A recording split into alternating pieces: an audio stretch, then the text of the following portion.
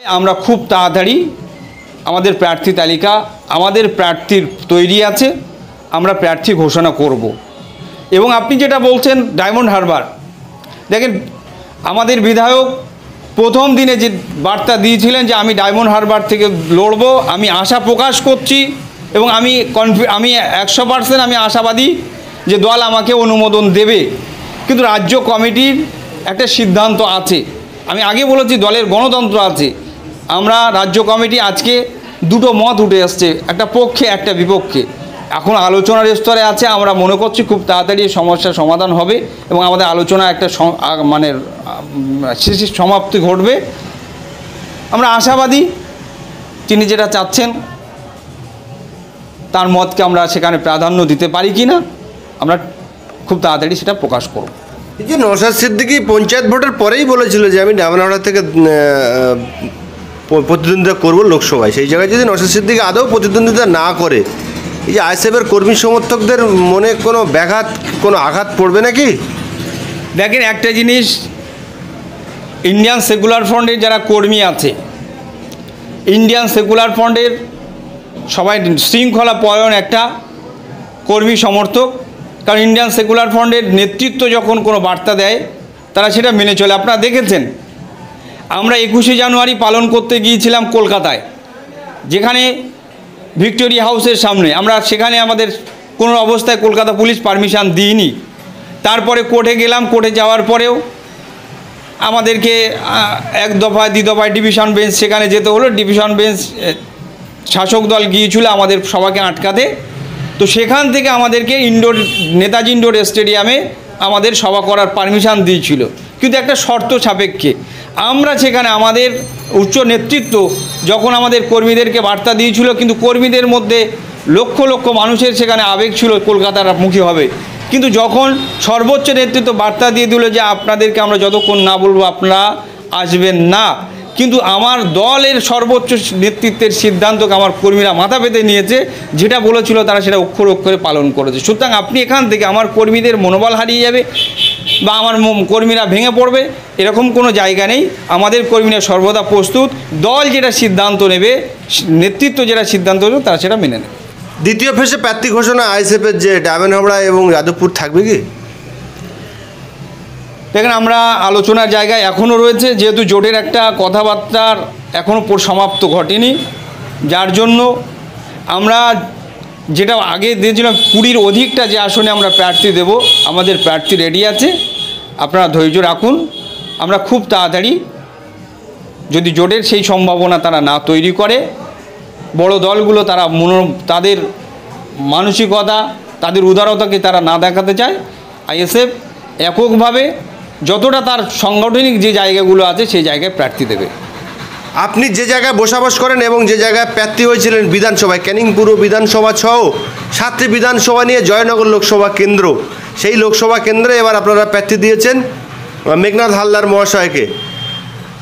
জীবনতলায় যে আপনারা বিধানসভায় সভা করতে চেয়েছিলেন, জীবনতলায় 2টি মাঠ আছে, একটি খেলার মাঠ, একটি কলেজ মাঠ, সেই 2টি মাঠে কিন্তু আপনারা অনুমতি পাননি, বাধ্য হয়ে আপনারা অনেকটা দূরে জীবনতলা ছাড়া একটি মাঠে শ্মশানঘাটের সামনে সভা করেছিলেন। এবারে কি জীবনতলার এই 2টি মাঠের মধ্যে কোনো মাঠেই পারমিশন আদায় করে নিতে পারবেন এবং সভা করতে পারবেন?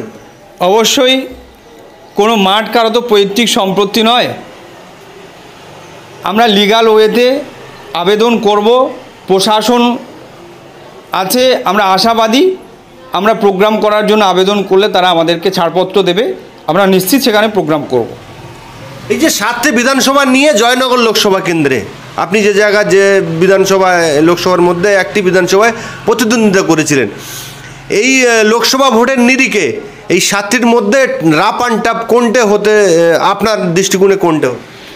দেখেন একটা জিনিস হচ্ছে, জয়নগর লোকসভা কেন্দ্রের 7টা বিধানসভা, এই 7টা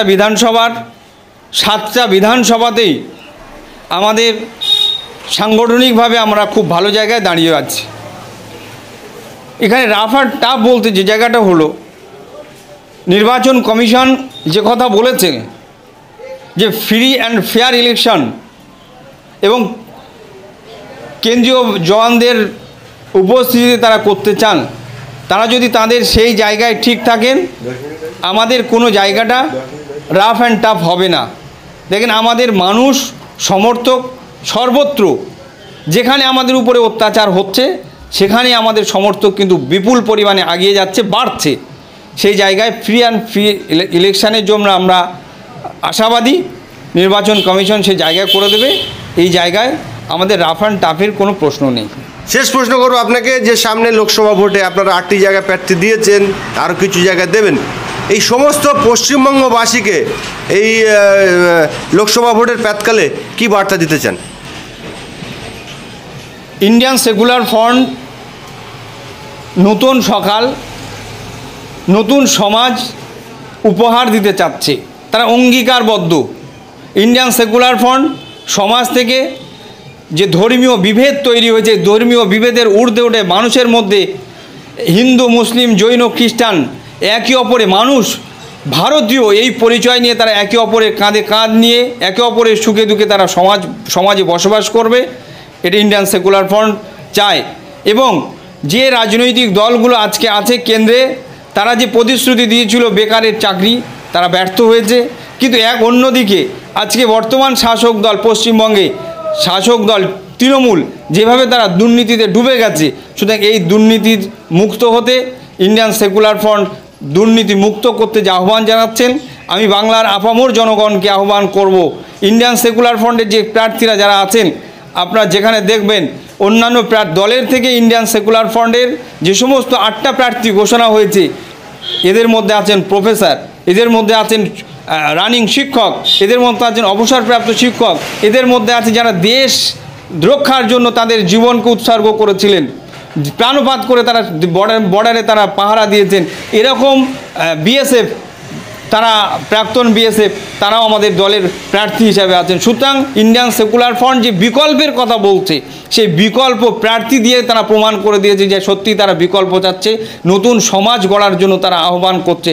আপনারা ইন্ডিয়ান সেকুলার ফ্রন্টের প্রার্থীদেরকে ভোট দিন, ভোট দিয়ে জয়যুক্ত করুন।